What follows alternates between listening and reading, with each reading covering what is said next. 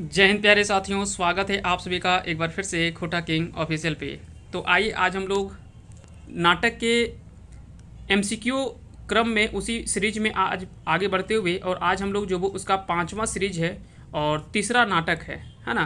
क्योंकि हमने डाह नाटक का 2 सीरीज हमने पढ़ा था 50-50 प्रश्नों का, है ना। डाह नाटक में 2 सीरीज हमने देखा, पार्ट 1 और पार्ट 2, 2 पार्ट में हमने कवर किया। वहाँ से 100 प्रश्न हम लोगों ने कवर किया था और पूरे नाटक को अच्छे से समझ लिया है।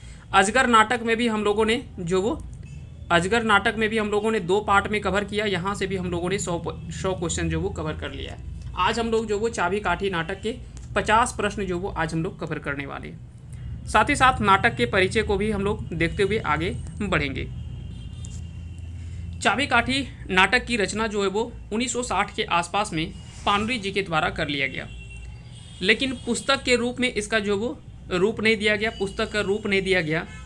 ये कॉपी या तो फिर जो भी नोटबुक अपना होता है, तो वो नोटबुक में वो रफ रूप में जो वो उन्होंने लिख करके तो रखा था 60 के दशक के आसपास में। ऐसा माना जाता है कि 1980 से पूर्व में और 60 के आसपास में, लेकिन एग्जैक्ट किसी को पता नहीं है, ठीक है, क्योंकि इसमें समय जो वो क्लियरली जो वो इंगित नहीं है, ठीक है। तो लगभग लेकिन ऐसा माना जाता है कि लगभग इस दशक में इसका जो वो रचना किया गया। किसके द्वारा? तो लेखक थे उस समय पानुरी जी के द्वारा ही इस नाटक को लिखा गया। लेकिन बाद में पुस्तक का जो रूप दिया गया, इनके पुत्र अर्जुन पानुरी, गिरधारी गोस्वामी आकाश खूंटी, रामलीला रवानी, विनोद रवानी जैसे कई लोगों ने इसमें महत्वपूर्ण योगदान दिया। उसके बाद जो वो इस नाटक को जो वो पब्लिकली और एक नाटक के रूप में जो वो प्रकाशन हो पाया और प्रकाशित कर पाए। तो इन सभी का सहयोग जो वो इसमें से रहा है। इस नाटक के भूमिका लेखक जो है वो गिरधारी गोस्वामी आकाश खूंटी हैं। इन्हीं के द्वारा इस नाटक का जो भूमिका लिखा गया। जबकि 2 शब्द लिखवैया कौन है? तो 2 शब्द लिखवैया अर्जुन पानुरी हैं। अर्जुन पानुरी के द्वारा इस नाटक के 2 शब्द लिखवैया है।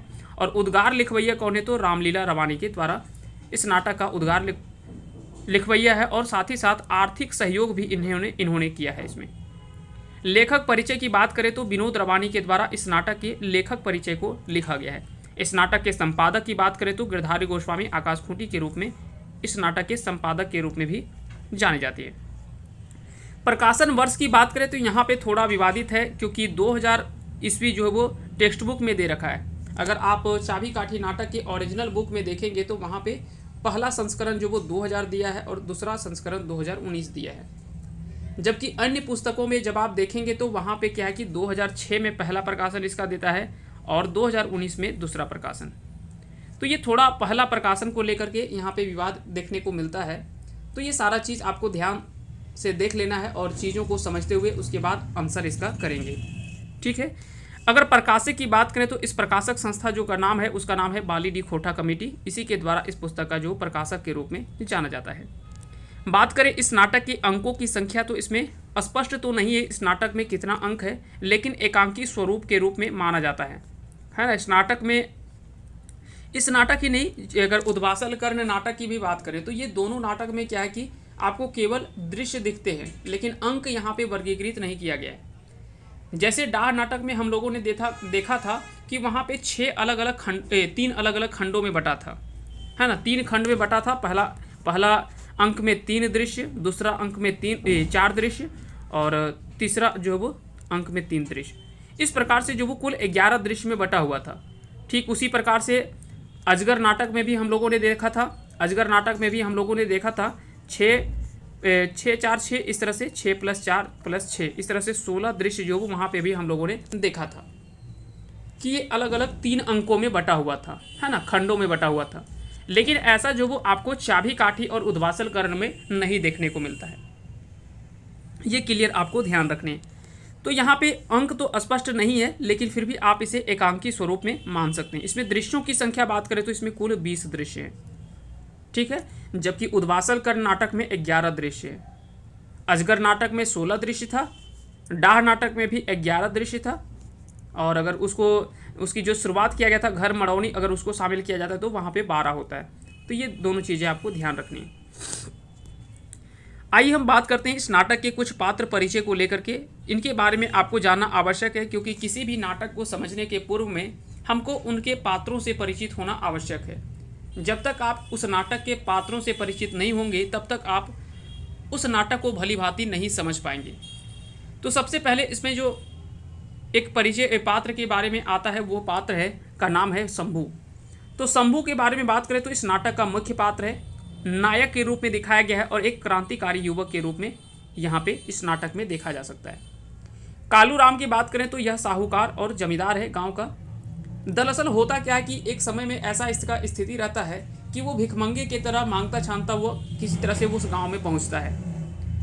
वो गांव में आता है और गर्मी का दिन रहता है तो वो पेड़ के नीचे में बैठता है, लेकिन वहीं पे वो मूर्छित हो जाता है, बेहोश हो जाता है। फिर उस गांव के लोग क्या करते हैं कि वहाँ पे दयालुता दिखाते हैं और पानी वगैरह, ये तो स्वाभाविक है, मानव धर्म भी है कि कोई व्यक्ति को अगर परेशानी हो, चाहे वो परिचित हो या अपरिचित हो, उसका जान का रक्षा करना तो ये तो मानवता है ही। तो वो अपनी मानवता का धर्म का पालन करते हैं और उसे पानी वगैरह पिला करके किसी तरह से उसको होश में लाते हैं। फिर उसको खाना पीना देते हैं। बहुत अच्छा से उसका कपड़ा वगैरह भी नहीं रहता है उस समय, कपड़ा का हालात भी रहता है, उसका हालात जो वो बहुत ख़राब रहता है उस समय। धीरे धीरे क्या होता है कि जब देखता है कि अब जब ये गांव आ गया है तो क्यों ना इसको जो वो कोई काम दे दिया जाए ताकि अपना जीवन यापन करेगा और पेट भी पाल लेगा।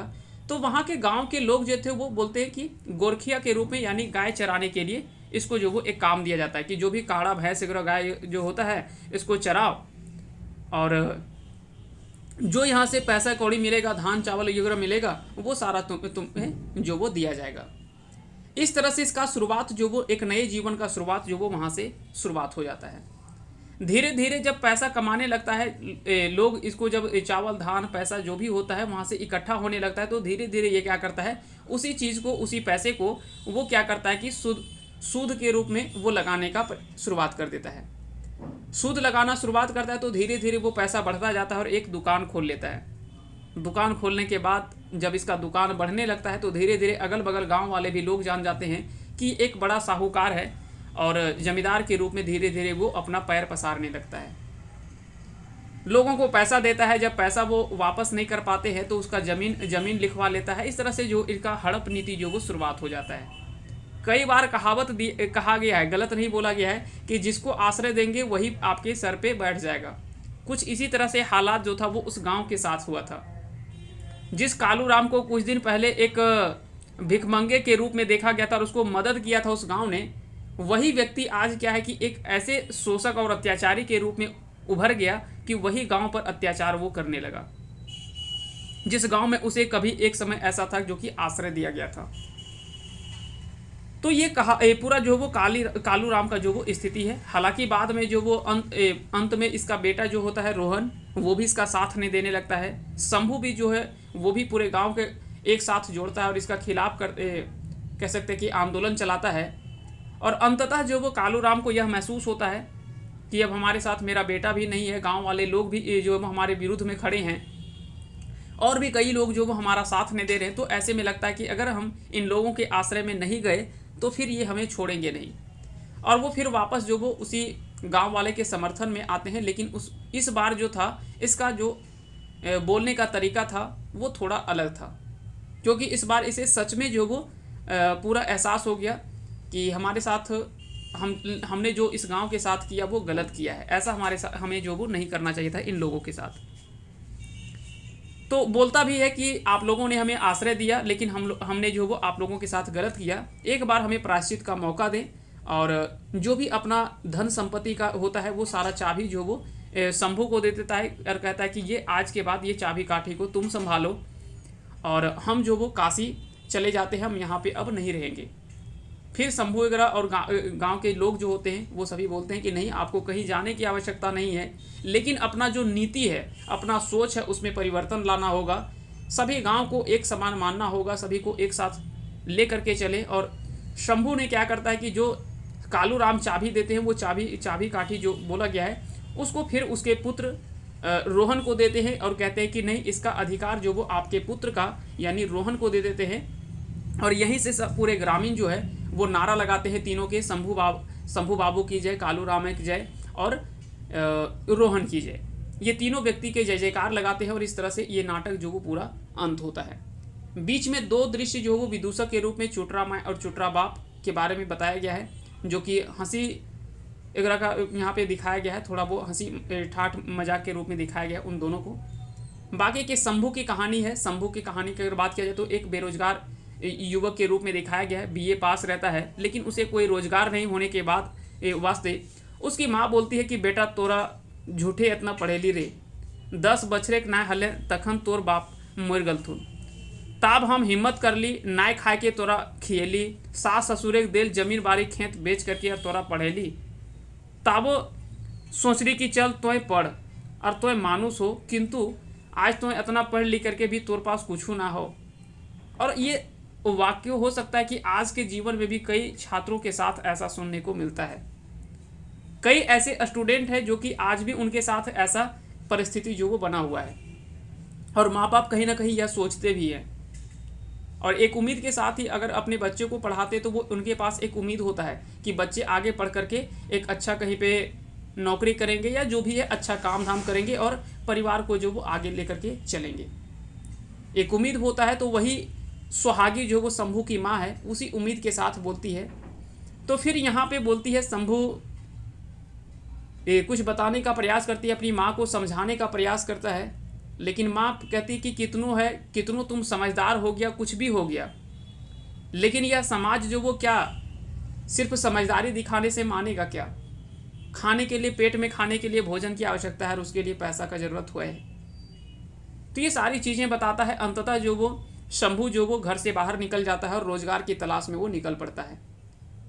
रोजगार की तलाश में जब वो जाता है तो कई जगह पे ठोकरें खाता है। ऐसा स्थिति आ जाता है कि उसके पास खाने तक का पैसा नहीं होता है। शायद ऐसा परिस्थिति आ जाता है कि वो बोलता है कि अब हम कुछ सामान, जो स्टेशन होता है स्टेशन के समीप में ही एक दुकान के पास खड़ा रहता है। तब तक एक व्यक्ति आता है और पहले तो वो दुकान वाला दुरदुरा देता है, फिर एक सामने ही एक व्यक्ति का नाम रहता है राधो। वो बोलता है कि अगर मेरा सामान तुम स्टेशन तक पहुंचा दो तो हम तुमको जो वो कुछ पैसा देंगे। उस समय शंभू का स्थिति इतना खराब रहता है, भूखा रहता है कि वो सामान भी उठा करके अच्छा से नहीं ले जा सकता था। फिर वो क्या करता है कि बोलता है कि थोड़ा कुछ पैसा दे दो, यानी 4 आना वहाँ पे पैसा मांगता है। बोलता है 4 आना कुछ पैसा दे दो, कुछ खा लें, उसके बाद हम ये सामान को लेकर के चलेंगे। इस बीच में एक पात्र के बारे में और आता है, वो है रतिराम। रतिराम ये भी शहरी युवक ही है। रतिराम को तरस आता है और वो क्या करता है कि शंभू से पूछता है कि क्या कितने पढ़े लिखे हो? तो शंभू बोलता है कि हम बीए पास हैं। उसे आश्चर्य होता है कि बीए पास करके तुम्हारे साथ ऐसा परिस्थिति क्यों है? तो वो अपना स्कूल ले जाता है शंभू को और बोलता है कि तुम हमारे स्कूल में काम करो, यहाँ पे पढ़ाओ लिखाओ, हम तुम्हें जो वो पैसा के जो भी रोजगार के रूप में जो भी पैसा होगा कुछ पैसा के रूप में हम तुमको देंगे। और इस तरह से शंभू का जो वो शुरुआत जो वो एक नौकरी के रूप में मिल जाता है वहाँ पे स्कूल में पढ़ाने के लिए। और रतिराम जो वहाँ पे 200 रुपया देता है शंभू को, कहता है ये 200 रुपया तुम अपनी माँ को भेज दो, ताकि माँ को एक एहसास हो कि हाँ भाई हमारा बेटा जो वो अब कमाने लगा है और जो आगे पैसा तुमको मिलेगा वो पैसा फिर बाद में भेजते रहना, लेकिन अभी फ़िलहाल के लिए तुम ये तब तक 200 रुपया भेज दो अपने घर। ये सारी कहानी है ना। लेकिन वहाँ पे शंभू को बहुत ज़्यादा मन नहीं लगता है। कुछ दिन तक वो रहते हैं स्कूल में, उसके बाद वो स्कूल छोड़ करके और वापस जो वो अपना गाँव आ जाता है। अपनी माँ से कहता है कि नहीं माँ, अब हम जो वो शहर नहीं जाएंगे, कमाने के लिए हम नहीं जाएंगे, हमें इस गांव का जो वो ज़रूरत है। अगर हम ये गांव में नहीं रहे तो ये गांव जो वो और ज़्यादा बद से बदतर हो जाएगा। स्थिति तो पहले से ख़राब था, लोग जो वहाँ से परेशानियों से जूझ रहे थे, ऊपर से ये जमींदार जो कालू राम था ये लगातार लोगों पर जो वो शोषण और अत्याचार कर रहा था, लोगों की ज़मीन हड़प लेता था, बहुत तरह से मतलब कह सकते हैं कि अयासीपन दिखाता था, जिसमें साथ देती थी। एक नाम आता है यहाँ पे कर्मी, जो कि उसी गांव की एक दलाल औरत रहती है और उसको जो वो उसकी अयासी के लिए जो वो लड़कियों का व्यवस्था वो करती है और उससे कुछ पैसा वगैरह जो वो लेती है। तो उसी के विरुद्ध में जो पूरा गांव में एक नया उलगुलान, नया एक आंदोलन खड़ा करने का प्रयास करता है शंभू। और धीरे धीरे शुरुआत तो शंभू के द्वारा किया जाता है, लेकिन बाद में एक ऐसा समय आता है कि पूरे गांव उसके साथ में खड़ा होता है और यही कारण है कि कालू का हृदय परिवर्तन होता है वहाँ से, और फिर वो सारा जो वो पूरा नाटक का जो वो अंत जो वो हमने आपको पहले बता दिया। तो इस तरह से इस नाटक की पूरे कहानी है। तो उम्मीद करते हैं कि ये पूरा नाटक आपको संक्षेप में समझ में आ गया होगा, और आपने अगर डिटेल से पहले पढ़ रखा होगा तो आपको तो समझ में आ ही गया होगा। चलिए अब हम स्पीडली थोड़ा सा हम पात्र के बारे में बता दें, उसके बाद हम सीधे प्रश्नों पे आएंगे। रोहन की बात करें तो रोहन कौन रहता है, तो कालूराम का बेटा है। फकीरा कौन है, तो फकीरा जो वो कालूराम का मुंशी है। संतू और सिंह जी, यहाँ पे दो पात्र हैं एसएस, ये दोनों कौन है, तो ये कालूराम का लठैत है। लठैत क्या है कि दरअसल पहले के समय में जो वो जमींदारों के यहाँ लठैत रहा करते थे, है ना। तो कालूराम कौन रहता है, कालूराम का लठैत कौन रहता है, तो संतू और सिंह जी ये दोनों जो वो लठैत रहता है। बाबा कौन है, तो उसी गांव का एक बुजुर्ग व्यक्ति है, बूढ़ा है, जो कि कहानी सुनाता है। कौन, किसके बारे में, ये जो कहानी हमने कालूराम की कहानी जो आपको पूरा सुनाया कि वो गांव से आता है, कैसे उस गांव में आता है, कैसे भिखमंगे तरह उसके पास खाने पीने का ले रहता है, ये बाबा ही इस कहानी को पूरा बताता है। किसको, इस नाती को, यानी इस गांव के एक छोटे बालक को बताता है। गांव के एक लड़का रहता है, उसी को पूरा ये बाबा जो वो पूरा कहानी बताता है। राधो और रतिराम, ये दोनों व्यक्ति कौन रहता है, तो राधो और रतिराम जो वो शहरी युवक है। कौन है, ये दोनों जो वो शहरी युवक है, राधो और रतिराम। तो ये आर वाला थोड़ा सा आपको फील आ रहा होगा, वहाँ पे 2 आर है, ट्रिपल आर नहीं है ना। तो यहाँ से आप आइडिया लगा सकते हैं कि ये दोनों जो वो शहरी युवक है, क्योंकि ट्रिपल आर भी तो कुछ शहरी स्टाइल में ही दिखाया गया है। तो यहाँ से चीज़ों को आप रिलेट कर पाएंगे, राधो और रतिराम, ठीक है। और रतिराम वही व्यक्ति है जो कि स्कूल में पढ़ाने के लिए रखता है इसको, शंभू को। श्रीपति कौन है, तो श्रीपति जो वो ग्रामीण है, और जादू और खेपा ये दोनों भी उसी गांव का व्यक्ति है। मोती कौन है, जिसको चूटरा बाप के नाम से इस संबोधित किया गया इस नाटक में, तो ये विदूषक के रूप में दिखाया गया है, जो कि हंसी ठाठ के रूप में यहाँ पे दिखाया गया है। यहाँ पे क्या है कि 2 पात्र और यहाँ पे चर्चा किया गया है। एक पात्र है मंगला, एक पात्र है आपका मंगला, और दूसरा पात्र इसमें जो आता है उसका नाम है घनीराम, है कि घनीराम या तो धनीराम जो भी होगा, है ना।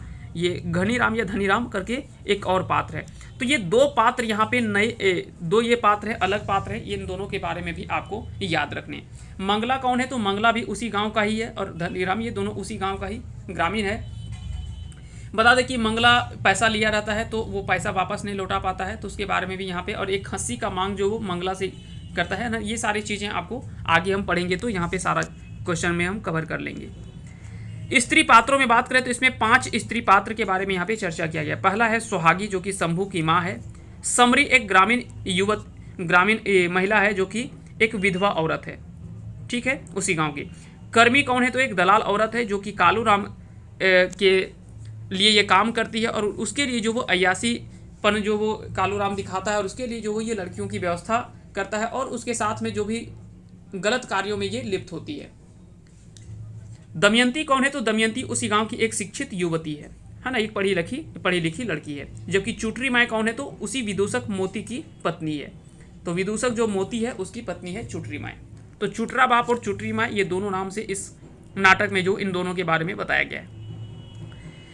आगे आते हैं और आते हैं प्रश्नों की ओर। पहले प्रश्न की ओर पहला सवाल है कि चाबी काठी कर अर्थ बतावा।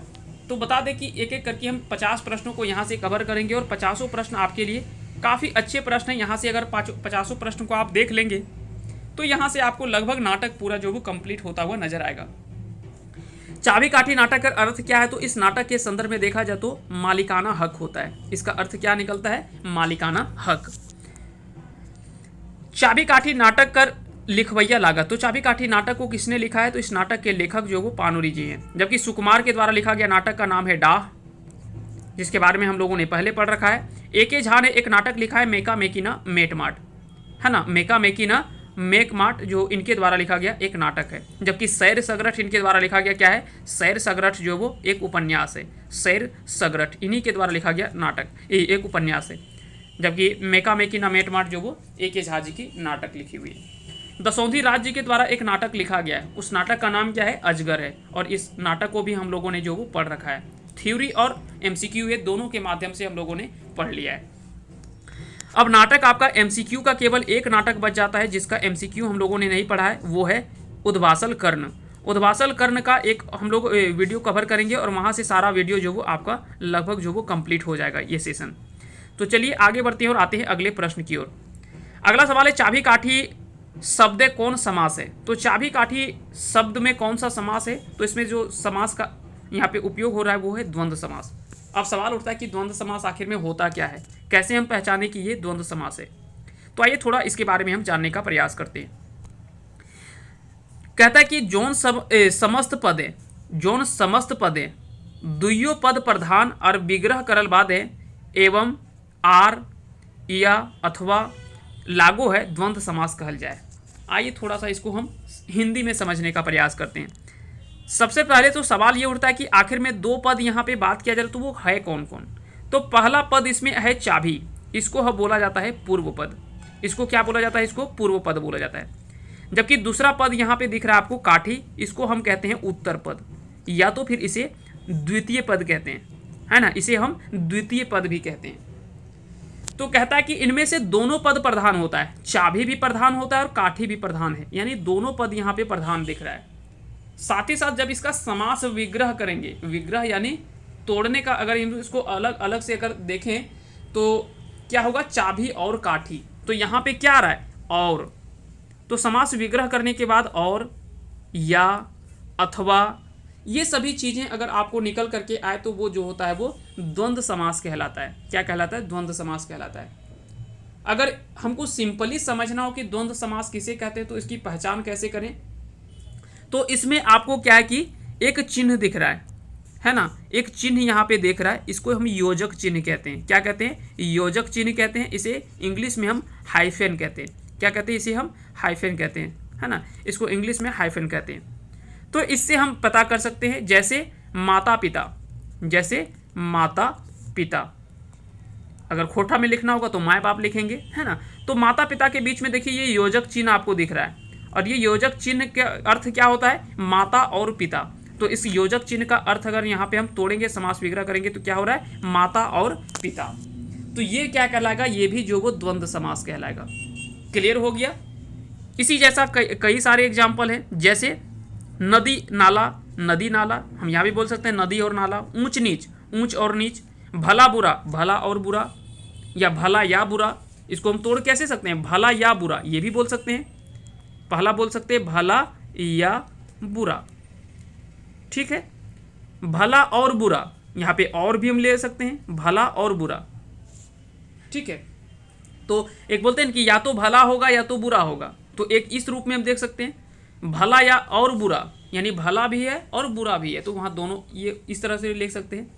तो ये सारी चीज़ें जो वो द्वंद्व समास के अंतर्गत आता है, ठीक है। बाकी के पहचान करने का हमने बता दिया, योजक चिन्ह के आधार पर अगर जहाँ पे योजक चिन्ह दिखे, हाइफेन दिखे, तो उसे हम द्वंद्व समास के रूप में मानते हैं। चाबी काठी नाटक के रचनाकाल मानल गया है, तो इसका रचना जो वो 1960 से 80 के रूप में हम लोग जो वो मान सकते हैं।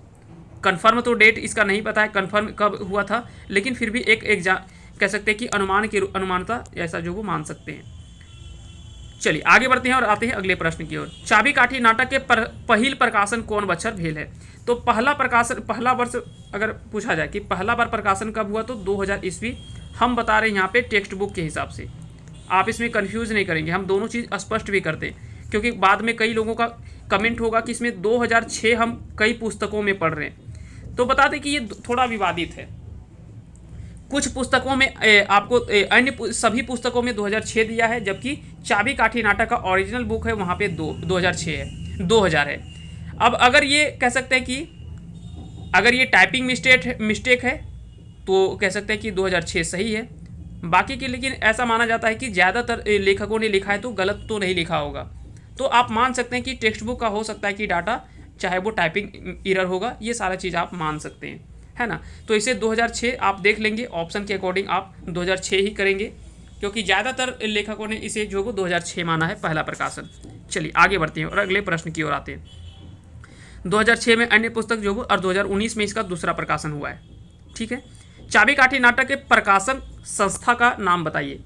तो चाबी काठी नाटक का प्रकाशक, अगर प्रकाशक बोला जाए तो बाली डी खोटा कमेटी बोकारो के द्वारा इस नाटक का जो प्रकाशन किया गया है। तो संस्था प्रकाशक संस्था के रूप में बाली डी खोटा कमेटी है। अगला सवाल है कि चाबी काठी नाटक कर लिखवैया जन्म ठाव बतावा। चाबी काठी नाटक के लिखवैयक जन्म ठाव बतावा। तो चाबी काठी नाटक को लिखा किसने है? तो पानुरी जी ने लिखा है। और पानुरी जी का जन्म ठाव पूछ रहा है, तो सवाल ऐसे भी घुमा फिरा के बन सकता है। पानुरी जी का जन्म कहाँ पे होता है, तो बरवा अड्डा धनबाद में इनका जो वो जन्म हुआ था। आगे बढ़ते हैं और आते हैं अगले प्रश्न की ओर। चाबी काठी नाटक के लिखवैया के मायक और बापेक नाम बतावा। तो चाबी काठी नाटक के लिखवैया के मायक और बापेक नाम, तो फूटा देवी और मुखराम दसौंधी, ये विश्वनाथ दसौंधी राज के माता पिता का नाम है। कुसुम बाला देवी और लक्ष्मी नारायण झा, ये ए.के. झा जी के माता पिता का नाम है। राधा देवी और विश्वनाथ विश्वकर्मा, ये सुकुमार जी के माता पिता का नाम है। जबकि दुखनी देवी और शालिग्राम पानुरी, ये श्रीनिवास पानुरी जी के माता पिता का नाम है। आगे बढ़ते हैं और आते हैं अगले प्रश्न की ओर। चाबी काठी नाटक के नायक के नाम की है तो चाबी काठी नाटक में जिस नायक के बारे में दिखाया गया उस नाटक का नायक का नाम क्या है, तो शंभू है ना। शंभू जो वो इस नाटक का मुख्य पात्र के रूप में भी हम हो सकता है इस तरह से प्रश्न पूछे कि इस नाटक का मुख्य पात्र कौन है, तो शंभू हो गया, या नायक के रूप में पूछ सकता है, या तो पूछ सकता है कि चाबी काठी नाटक में एक आंदोलनकारी या तो फिर एक क्रांतिकारी युवक के रूप में किसे दिखाया गया है, तो उसका सही आंसर हो जाएगा शंभू। आगे बढ़ते हैं और अगला सवाल देखते हैं। इसमें से नाटक में कुछ कुछ ऑप्शन में जो नाम आया है, जैसे मंगरा, तो मंगरा ये अजगर नाटक से संबंधित लड़का है। बिहारी ये उबार कहानी से संबंधित है। किशुन जो वो धुआं धंधा कहानी से संबंधित है। और किसना जो वो दू पहला जोनरा कहानी से संबंधित है। ये सभी सोंध माटी की जो पुस्तक है उससे संबंधित कहानी है और उसी के पात्र हैं। चलिए आगे बढ़ते हैं और अगला सवाल देखते हैं। एकर में कौनटा सही मेल नाय है, तो एक तरफ आपको पात्र दिया हुआ है और उसके बारे में आपको बताया गया है, परिचय करवाया गया है। जैसे कालूराम, तो कालूराम गांव के साहूकार और जमींदार हैं, तो ये तो सही है। फकीरा चोर है, तो नहीं, ये चोर तो नहीं है। ये कौन है, ये जो वो कालूराम का मुंशी रहता है। कौन रहता है, कालूराम का मुंशी रहता है। तो याद रखेंगे फकीरा जो वो चोर नहीं है, ये कौन है, मुंशी है। तो ऑप्शन तो बी इसका जो वो सही मेल नहीं खा रहा है। बाकी मोती जो वो विदूषक के रूप में देखा गया है। और रोहन कौन है, तो रोहन जो वो कालूराम का बेटा है। चलिए आते हैं अगले प्रश्न की ओर। अगला सवाल है कि गलत कथन के छांटा, इनमें से आपको गलत कथन को छांटना कि कौन सा कथन जो वो सही नहीं है। शंभू एक क्रांतिकारी युवक, ये बिल्कुल सही है। बाबा एक गांव का बूढ़ा है, ये भी सही है। रतिराम एक शहरी युवक है, ये भी सही है। श्रीपति जो वो कर्मी का पति है, तो ये गलत है।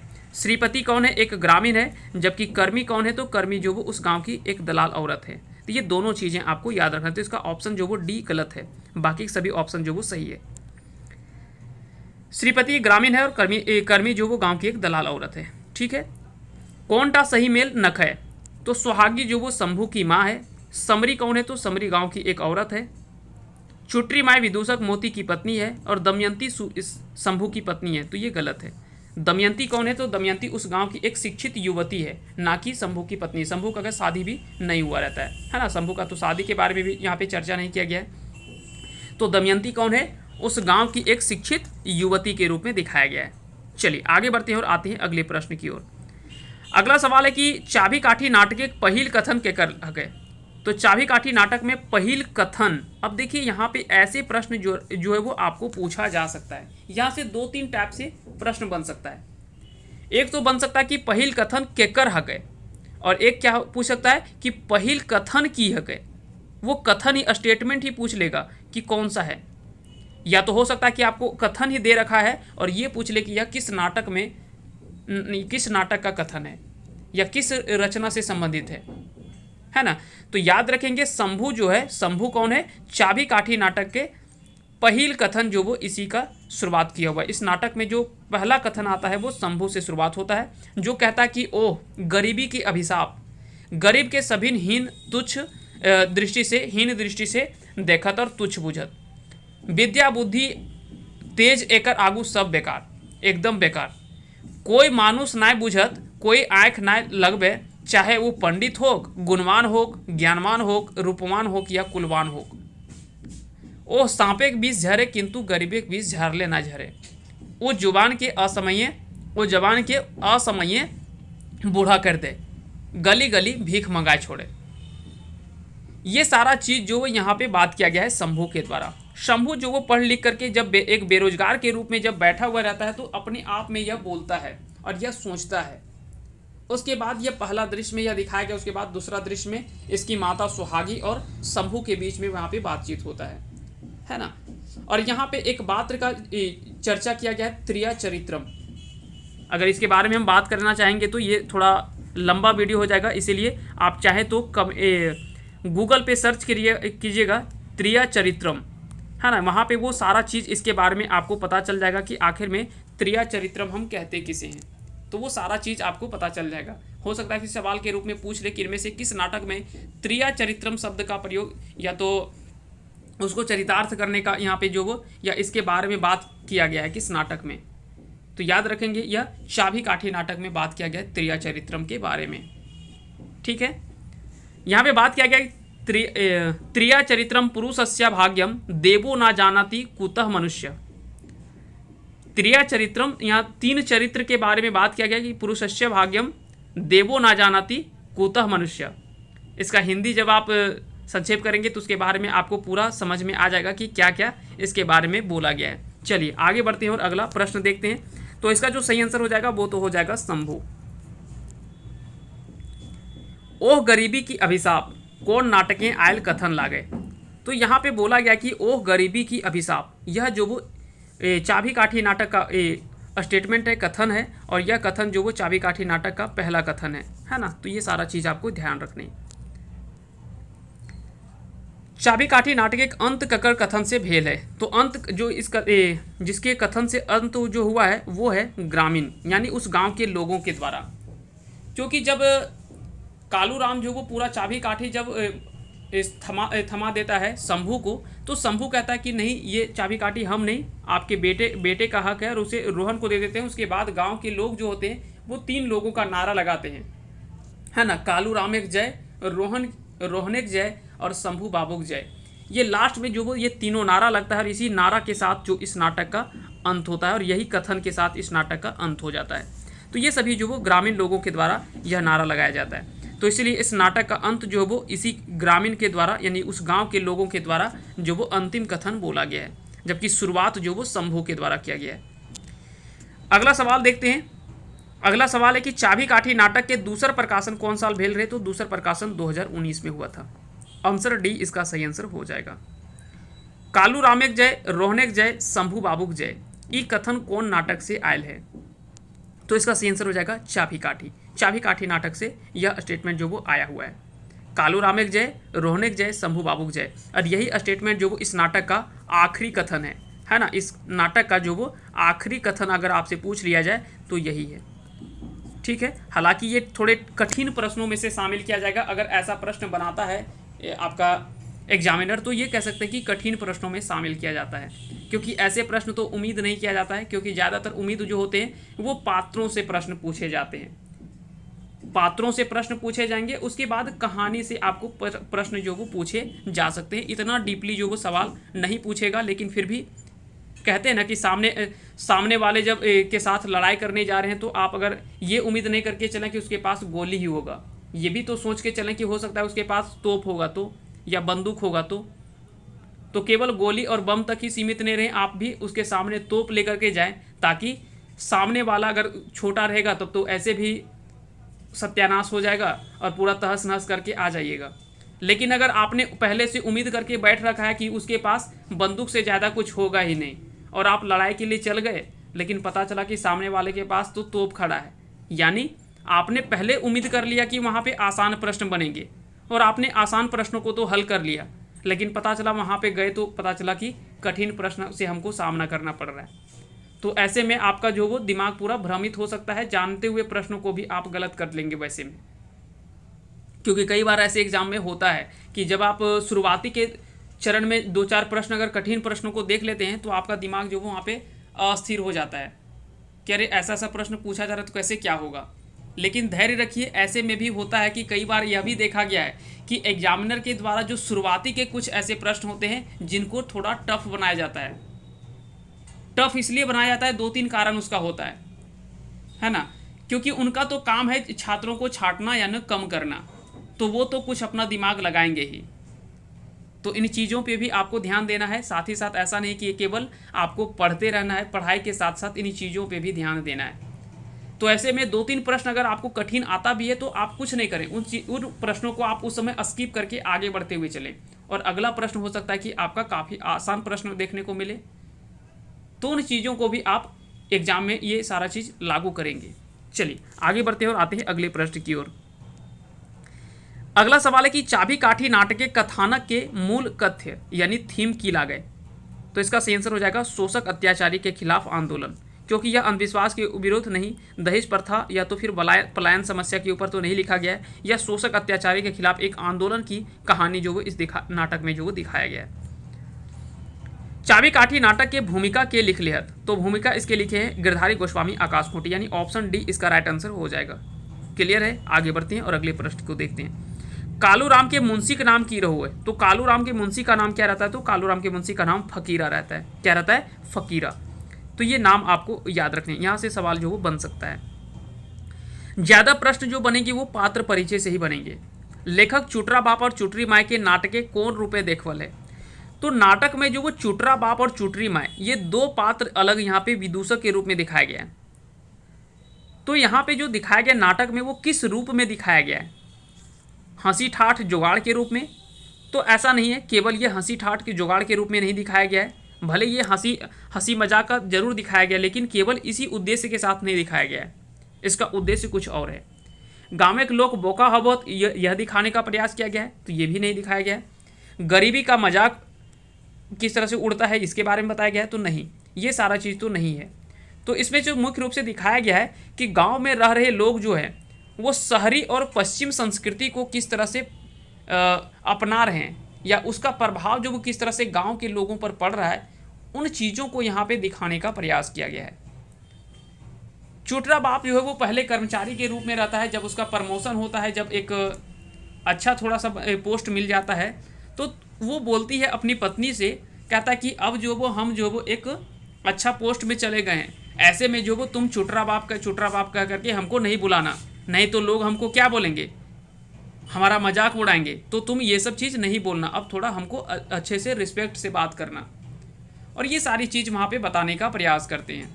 तो उसकी जो पत्नी है वो थोड़ा हंसी मजाक उड़ाते हैं कि करिया कोनो ऑफिसर हो वो है कि, तो करिया है, ऐसा भी कोनो ऑफिसर हो वो है। तो ये सारी चीज़ें वहाँ पे बताने का प्रयास किया गया है, और वहाँ पे थोड़ा हंसी मजाक का भी वहाँ पे आता है नाटक में बीच में। फिर आगे चल करके वो बोलती है कि नहीं सो अब तुम बच्चों को भी सिखाओ, बच्चों को बोलना कि ये वो लोग जो में पापा बोलेंगे, यानी पापा बोलेंगे, और तुमको जो वो मम्मी बोलेंगे। तो वहाँ पे आगे फिर जो हम प्रश्नों में कुछ प्रश्नों के माध्यम से उन चीज़ों को हम लोग शामिल करेंगे और वहाँ पे देखने का प्रयास करेंगे। तो चलिए आगे बढ़ते हैं और देखते हैं अगले प्रश्न को। सांपे के बीस झरे मगर गरीबी के बीस झारले ना झरे, इस जुबान के असमय बूढ़ा कर दे, ईटा कौन नाटक के आर ककर कथन लागे। तो यह बात जो वो किया गया है चाबी काठी नाटक में, और यह शंभू के द्वारा यह बात जो वो बोला गया है ना। तो इसका आंसर जो हो जाएगा ऑप्शन सी इसका राइट आंसर हो जाएगा। दमयंती कौन नाटक में आयल पात्र लागे, तो दमयंती जो वो चाबी काठी नाटक में आयल पात्र लागे। तो दमयंती कौन है, तो एक गांव की शिक्षित युवती के रूप में दिखाया गया है ना इस नाटक में। चलिए आगे बढ़ते हैं और आते हैं अगले प्रश्न की ओर। यदि मुझे 4 आने पैसे दे दें तो कुछ खा लूं फिर चलेंगे, ये बात के आर ककर से कहले। तो यह बात जो वो कौन बोलता है, शंभू बोलता है राधो से। कौन बोलता है, शंभू बोलता है राधो से। जब राधो कहता है कि मेरा सामान जो वो लेकर के स्टेशन तक चलो, हम तुमको जो वो पैसा देंगे, तो यहीं पे शंभू कहता है कि इतना हम भूखे हैं कि ये सामान भी नहीं उठा पाएंगे, पहले हमको 4 आने पैसे दे दो। तो हो सकता है कि यह सवाल में शामिल कर ले। 4 आना पैसा वहाँ पे मांगता है कि हम कुछ खा लेंगे उसके बाद यहाँ से चलेंगे। तो वहीं पे रतिराम का थोड़ा सा तरस आता है। रतिराम जो वो यहाँ पे शंभू से प्रयास करता है पूछने का कि तुम कितना पढ़ा लिखा है, तो वो बताता है, जवाब देता है कि हम BA पास हैं। तो यहाँ से क्या है कि रतिराम पूछता है कि आखिर में तुम काम क्यों नहीं करता।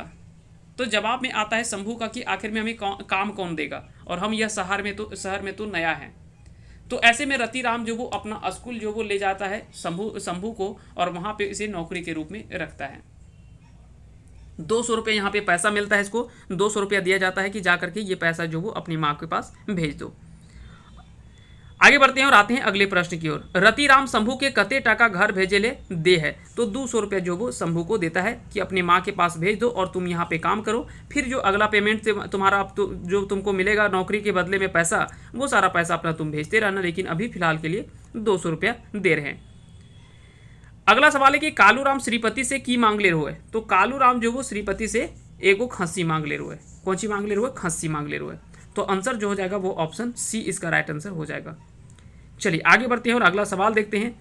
तोरा ऊंचा एड़ी के चप्पल पिंधे हतो, हाथे बैग टांगे हतो, गाले पाउडर रगड़े हतो, आर ओठे लिपस्टिक भी लगवे हतो। ये बात के आर केकर से कहो है। तो यह बात जो वो मोती कहता है, जो कि एक विदूषक के रूप में दिखाया गया, और वो अपनी पत्नी से कहता है ना। तो कहता तो मोती है, लेकिन किससे कहता है, तो वो अपनी पत्नी चुटरी माई से कहता है। तो इसलिए इसका सही आंसर जो हो जाएगा वो ऑप्शन डी इसका राइट आंसर हो जाएगा। कहता है कि अब तुमको जो वो ऐसे इस तरह से जैसे तैसे नहीं रहना पड़ेगा। अरे तुम अब जो वो एक ऑफिसर की पत्नी है, थोड़ा अच्छा से रहना होगा तुमको, थोड़ा पाउडर वगैरह लगाया करो, लिपस्टिक लगाओ, हाथ में बैग वगैरह रखना पड़ेगा, ऊंचा एड़ी वाला यानी सैंडल वगैरह पहनना पड़ेगा। और बच्चा सबको बोल देना कि तोरा मम्मी बोलेंगे, अब मैया तो ये ना बोल तू। तो ये सारा चीज़ यहाँ पे बताने का प्रयास किया गया है। अगला सवाल है कि चाबी काठी नाटक के लेखक परिचय के लिख लेहत। तो लेखक परिचय के रूप में ककरा जाने के लिए, तो लेखक परिचय है विनोद रवानी। गिरधारी गोस्वामी आकाश खूंटी ने, ये कौन है, तो ये भूमिका लिखा है, इन्होंने जो वो भूमिका लिखा है और साथ ही साथ संपादक है। ठीक है, संपादक और भूमिका लेखक जो वो गिरधारी गोस्वामी आकाश खूंटी है।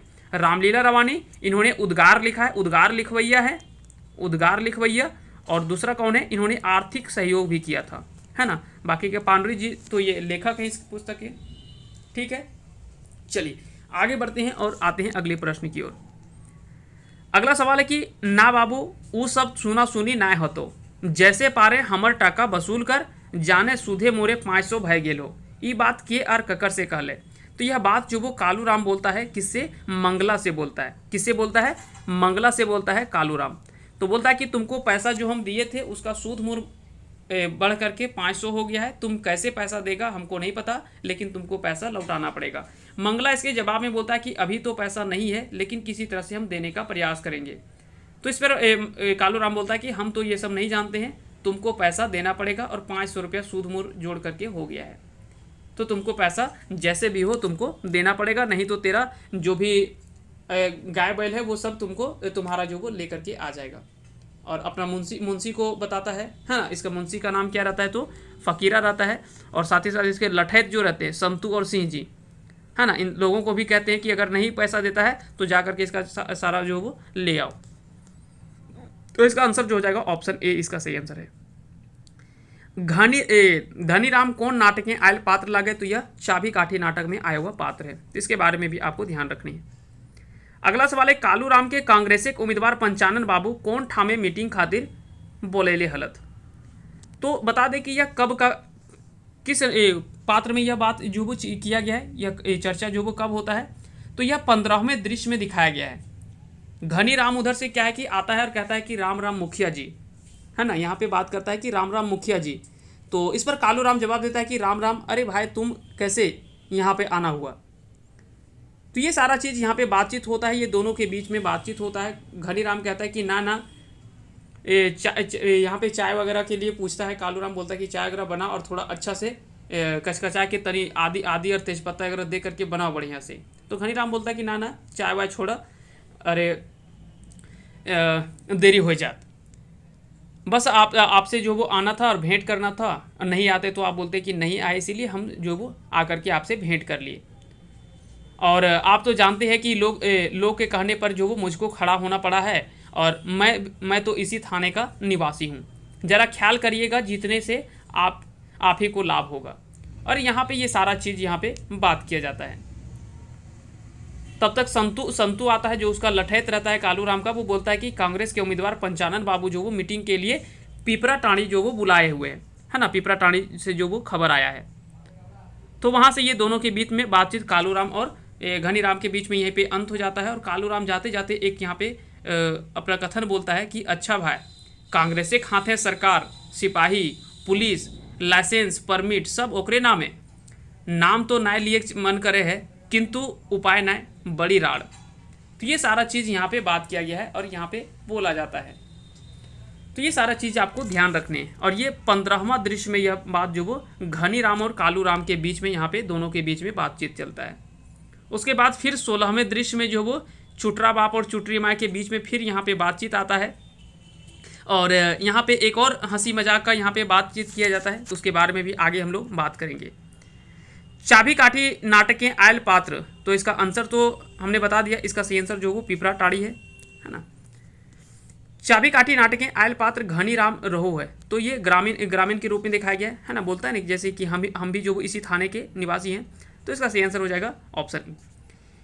मामी तोर मोटकी बहनिया के कहब थुन, हमरा मामी कहता और मामी बने खेल तो तोरे थुथुर मुहा ठीन।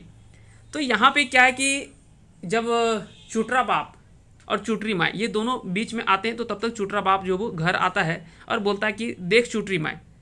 अब जैसे यह बात जो बोलता है, तो वैसे मोती जैसे यह बात बोलता है तो चुटरी माँ गुस्सा आ जाती है और बोलती कि खैर चुटरी माँ, एक तरफ तुम्हें बोले हैं कि ये सब तुम ना बोली हो और तू ही बोल रही, यानी एक तरफ आप चाहते हैं कि अब ये सब खराब चीज़ नहीं बोलें और खोटा भाषा का प्रयोग नहीं करें, हम लोग थोड़ा अच्छा से बात करें और इंग्लिश वगैरह का बात करें, और फिर आप ही शुरुआत कर देते हैं।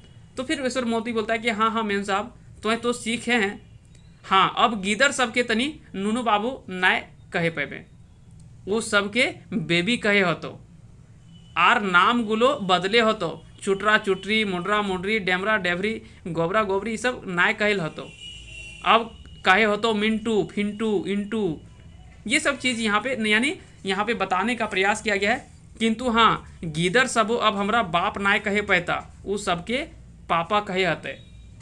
यहाँ पे ये सारा चीज़ बताने का प्रयास किया गया है कि कैसे गांव में जो वो शहर का प्रभाव और जो पश्चिमी संस्कृति है उसका प्रभाव जो वो अब गांव में कैसा आ रहा है।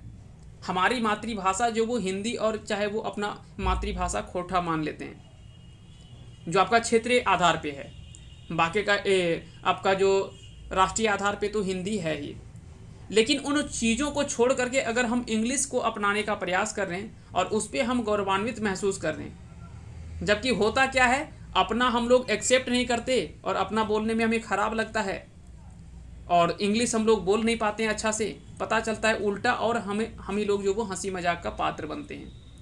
ठीक उसी चीज़ को यहाँ पे दिखाने का प्रयास किया गया इस नाटक के माध्यम से। तो यहाँ पे यही बोला गया है। फिर चुटरी माए बोलते हैं कि ए माए की कहे हैं, बाप ना कह के पापा कहे है, तो कहीं गिदर बुतरू सब कहीं घटरा पीठा समझ कह के यार कहीं राग उठा तब आर दिक्कतें है। बोलता है कि अगर कहीं गिदर बुतरू सब पापा कह ले तो अगर कहीं वो सब कहीं घटरा पीठा ना समझ ले यार वो सब खातिर अगर जिद नहीं करने लगे, तो ये सारा चीज़ यहाँ पे बात किया गया है। और साथ ही साथ चुटरा यहाँ पे और आगे बताता है, ये सब बोलता है कि ना अब तोरा जो वो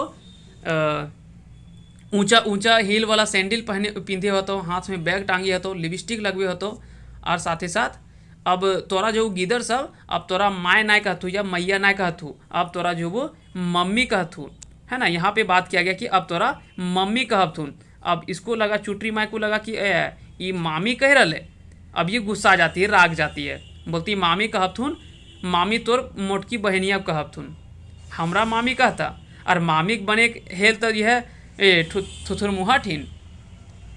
तो ये जो वो गुस्सा करके बोलती है, तब तक चुटरा बोलता है कि ओह तो राग गेले, अंग्रेज सब जो वो माय के मामी कहथिन, समझ लें वह चीज़ तोरा समझाविल कर रही हो। और बहन के तब तक चुटरी बोलती है कि तो अगर माँ के मामी कहब थीन तो बहन के की भोजी को थीन, तो यहाँ पे गुस्सा करके बोलती है।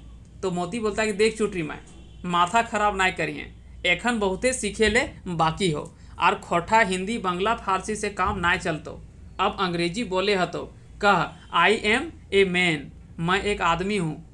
ये सारा चीज़ इस नाटक में जो बताया गया है। तब तक दमयंती का यहाँ पे प्रवेश हो जाता है। दमयंती बोलती कि नहीं नहीं आप एक गधा हैं, जैसे वहाँ पे मोती बोलता है कि बोलो आई एम ए मैन, मैं एक आदमी हूँ। अब बताइए कि अगर कहीं जैसे कहावत है कि भैंस के आगे बीन बजाना, ठीक वैसा ही काम कर रहा था यहाँ पे मोती अपनी पत्नी को समझा रहा था। तब तक दमयंती आकर के बोलते कि नहीं नहीं मैं एक आदमी नहीं, आप एक गधा हैं। तो तब तक आता है, सब लोग बोलते कि चलो आओ, दोनों पति पत्नी लड़ ही रहे थे, तब तक दमयंती आती है, ये बातचीत होता है। तब तक दमयंती बोलती है, अपना हाल चाल बताते हैं। उसके बाद दमयंती बोलते हैं कि आज कुछ आपने सुना? तो बोलते हैं कि नहीं। मोती बोलता है कि सुनाओ क्या बात है। तो दमयंती बोलते कि अमेरिका के कुत्ते अब राम राम बोलने लगे हैं, अमेरिका के कुत्ते अब राम राम बोलने लगे। तो मोती बोलता है कि तो भौं भौं कौन करेंगे। दमयंती जब बोलती कि अमेरिका के कुत्ते राम राम बोलने लगे हैं, तो मोती बोलता है कि तो भौं भौं कौन करेंगे। तो दमयंती बोलती है कि आप जैसे लोग जो वो क्या करेंगे, भौंकेंगे। दमयंती बोलते हैं कि आप जैसे लोग जो विलायती बोली भाषा को और चाल ढाल जो रहन सहन में अपना शान देखते हैं, वैसे लोग ही आगे चल करके धोखा खाते हैं। अरे जो आपका अपना संस्कृति है उस चीज़ को आप एक्सेप्ट नहीं कर रहे हैं और दूसरी संस्कृति को आप अपनाने के पीछे इतना परेशान है, तो वही चीज़ बोला गया है कि जिस काम के लिए जो व्यक्ति का जो काम है वही करना चाहिए। हम लोगों का अपना संस्कृति है, उसका अपना संस्कृति का पालन करना चाहिए, उसी का प्रयोग किया जाना चाहिए। हमारी अपनी मातृभाषा है, उस पर हमें गौरवान्वित महसूस करना चाहिए, चाहे जो भी भाषा हो, चाहे हिंदी की बात करें या तो अन्य जो भी क्षेत्रीय भाषा है उनकी बात करें, या तो अन्य जो भी भाषाएं हमारे भारतीय भाषाएं, चाहे वो बंगला हो, तमिल हो, तेलुगु हो, है ना, कन्नड़ हो या मराठी हो, जो भी हो, है ना, चाहे वो उर्दू हो या ये सभी जो भी भाषाएं हैं, सभी का अपना अपना स्थान पर सम्मान होना चाहिए और इस पर हमें गौरवान्वित महसूस करना चाहिए, ना कि अंग्रेजियत पर। तो ये सारी चीज़ें यहाँ पे बात बताया गया है। तो यह बात जो वो कौन बोलती है, तो यह बात जो वो चुटरी माई बोलती है मोती से कि मामी अब तोर मोटकी बहनिया के कहतुन हमरा मामी कहता, मामी बने खेलते यह थुथुर मुहा ठीन ई के आर ककरा कहले। तो यह बात चुटरी माई कहती है मोती से। चलिए आगे बढ़ते हैं और आते हैं अगले प्रश्न की ओर। अमेरिका के कुत्ते अब राम राम बोलने लगे हैं, ई कथन के आर कौन नाटकें कहल गेल है या कौन नाटकें आयल है। तो यह बात जो वो दमयंती कहती है चाबी काठी नाटक से संबंधित है ना। तो इसका आंसर जो हो जाएगा वो डी हो जाएगा। शंभू के स्कूलें पढ़ावे खातिर के नौकरी में रख ले। तो इसका आंसर हो जाएगा रतिराम। रतिराम इसका सही आंसर हो जाएगा। चाबी काठी नाटकें आयल विदूषक है। तो चाबी काठी नाटक में आया विदूषक का नाम क्या है, तो इसका आंसर हो जाएगा ऑप्शन ए यानी मोती। मोती इसका नाम रहता है। कालूराम ककर जमीन रेहन के नामे हड़प ले है। तो कालूराम जो वो समरी के जमीन है ना, समरी का जमीन जो वो हड़प लेता है रेहन के नाम से। क्लियर हो गया। आगे बढ़ते हैं। अगला सवाल देखते हैं। अगला सवाल है कि कालूराम के लठैत कर नाम की रहे। तो कालूराम के लठैत का नाम संतू और सिंह जी ये दोनों रहता है ना। एस ये दोनों के बारे में उन्हें बताया, ये दोनों के बारे में आपको याद रखना है। कालूराम का लठैत का नाम रहता है संतू और सिंह जी, जबकि फकीरा कौन है, तो इसके मुंशी का नाम रहता है ना। कालूराम के मुंशी का नाम जो है वो रहता है फकीरा। चाबी काठी नाटक के गांव कर मुक्ति में केकर बेसी योगदान रहू है। तो चाबी काठी नाटक में जिस गांव का जो ग्रामोत्थान किया गया है, यानी उस गांव को जो एक दलदल से निकाला गया, उसमें सबसे महत्वपूर्ण जो भूमिका निभाया वो किसके द्वारा निभाया गया है। तो इसमें जो सबसे ज़्यादा योगदान देखने को मिलता है वो देखता है शंभू का योगदान, है ना। तो हालांकि इसके साथ में और कई लोगों का, पूरे ग्रामीण का साथ होता है। साथ ही साथ कालूराम का बेटा जो रोहन होता है, इसका भी साथ मिलता है, तभी ये गांव को जो वो एक अच्छे जगह पे पहुंचा पाते हैं। और ये पूरा गांव जो एक शोषक अत्याचारी के रूप में दबा हुआ था और अत्याचार के रूप में एक शोषण हो रहा था इन लोगों का, वो सभी चीज़ों से छुटकारा मिल जाता है। ठीक है, आगे बढ़ते हैं और आते हैं अगले प्रश्न की ओर। कालूराम के बेटा का नाम की रहू है। तो कालूराम के बेटा का नाम क्या रहता है, तो रोहन रहता है। कालूराम कैसन पात्र रूपे देखवल गेल है। तो कालूराम जो वो एक सुदखोर साहूकार के रूप में दिखाया गया, एक जमींदार के रूप में और एक शोषक अत्याचारी के रूप में दिखाया गया। तो इसका सही आंसर हो जाएगा ऑप्शन डी। कालूराम खातिर कर्मी कौन चीज के कर दलाली करा हले। तो कर्मी जो वो अयासी खातिर लड़की खोजने का काम करती थी और इसके एवज में जो वो कालूराम जो वो कर्मी को पैसा कौड़ी और जो भी होता था, है ना, पैसा कालूराम पैसा देता था कि जाओ मुर्गा दारू वगैरह व्यवस्था कर लेना, और साथ ही साथ लड़कियों के बारे में लड़कियों का व्यवस्था ये करती थी और इसके एवज में जो भी पैसा कौड़ी से मिलता था कर्मी को, और यही काम जो वो दलाली के रूप में करती थी ये। और इसके जो भी गलत कार्य थे ये सभी गलत कार्यों में ये लिप्त हुआ करती थी। आगे बढ़ते हैं, अगला सवाल देखते हैं। ले शंभू आपन चाबी काठी ले, ई केकर कथन ला गए। तो यह कथन जो वो किसका है, यह कथन जो है वो कालूराम का है। जब कालूराम का हृदय परिवर्तन होता है कि और लगता है उसे कि अब तो हमारे साथ कोई भी नहीं है, चाहे वो हमारा बेटा का बात करें या गांव वाले जो हमको जो वो एक आश्रय के रूप में दिया, सभी लोग आज हमारा विरोध कर रहे हैं, आज हमारे सभी लोग जो हमारे विरोध में खड़े हैं। तो ज़रूर कोई बात है और अब हमें जो उनके शरण में जाना चाहिए, नहीं तो ये लोग हो सकता है कि इतने गुस्से में हैं कि हमको हो सकता है कि जान से भी मार देंगे और छोड़ेंगे नहीं। तो ये सारा चीज़ जो बाद में वास्तविक रूप में इसका हृदय परिवर्तन होता है और बोलता है कि चलो जो भी हुआ हम इसके लिए क्षमा प्रार्थी हैं और हमें एक बार प्रायश्चित का मौका मिलना चाहिए। ठीक है, आगे बढ़ते हैं और अगला सवाल देखते हैं। अगला सवाल है, कालूराम सब संपत्ति छोड़कर कहाँ जाए बात करो है, तो वो काशी जाने का बात करता है। तो आंसर हो जाएगा ऑप्शन बी, इसका राइट आंसर हो जाएगा। कालूराम के दियल चाबी काठी के शंभू ककरा सौंप लें। तो कालूराम जो चाबी काठी को शंभू को देता है, चाबी काठी जो शंभू को देता है वो फिर वापस जो वो किसे दे देता है, तो रोहन को देता है। ना ही गांव के लोगों को, ना ही फकीरा को देता है, ना ही अपनी माँ को देता है। वो किसे देता है, तो कालूराम के बेटा रोहन को देता है कि नहीं, आपके जो भले आपने जैसे भी अर्जित किया हो, लेकिन आपके धन में, आपके संपत्ति में अधिकार जो हो आपके पुत्र का है। लेकिन हाँ, जो आपका शोषक अत्याचारी वाला नीति है और आपका जो सोच है इस गांव के प्रति गलत व्यवहार करने का, उन चीज़ों को आपको बदल दीजिए। बाकी की चीज़ें आपको कुछ भी, आपका धन संपत्ति किसी गांव वाले को नहीं चाहिए। अब जो हुआ हुआ, बाकी की सभी चीज़ों का जो खेत बाड़ी था उसको वापस कर दीजिए और बाकी चीज़ें सबको आप एक समान मान करके आगे बढ़ते रहिए। आप काशी वगैरह कहीं नहीं जाइए और आप जो है वो यहीं पे रहिए। और इस तरह से जो वो एक समाज में अच्छा संदेश जाता है और पूरी कहानी जो वो एक सकारात्मक कह सकते हैं कि एक सुखांत होता है, यानी सुख के साथ अंत, यानी अच्छे रिस्पॉन्स के साथ जो वो इस नाटक का अंत होता है। कई बार सवाल बनता है कि इस कहानी का अंत जो वो कैसा हुआ है, दुखांत, सुखांत, यानी दुख के साथ अंत हुआ है। जैसे कोई नाटक आप पढ़ेंगे उसमें से किसी को फांसी हो गया, मर गया, और इस तरह से जब दिखाया जाता है तो वो दुखांत होता है, यानी उसका अंत जो वो दुख के साथ होता है। चलिए आगे बढ़ते हैं और आते हैं अगले प्रश्न की ओर। अकेले चना भाड़ नहीं फोड़ता, ई कथन के झूठ करके देखवल है। तो कई बार सवाल होता है ना कि अकेले चना भाड़ नहीं फोड़ता, कि एक अकेले है तुम क्या कर लेगा, समाज में जानते हैं कि तुम बदलाव कर देगा सो। लेकिन यह शंभू ने गलत साबित कर दिया। अगर शंभू भी चाहता तो बोलता कि हम भी चलो स्कूल में अपना नौकरी करने लगे, जो पैसा कौड़ी मिल रहा है माँ को हम भेज दे रहे हैं, घर अपना सब कुछ जीवन यापन ठीक ही चल रहा है, अब हमको क्या दुनियादारी से मतलब है, जाने दो, जो जैसे कर रहा है करने दो।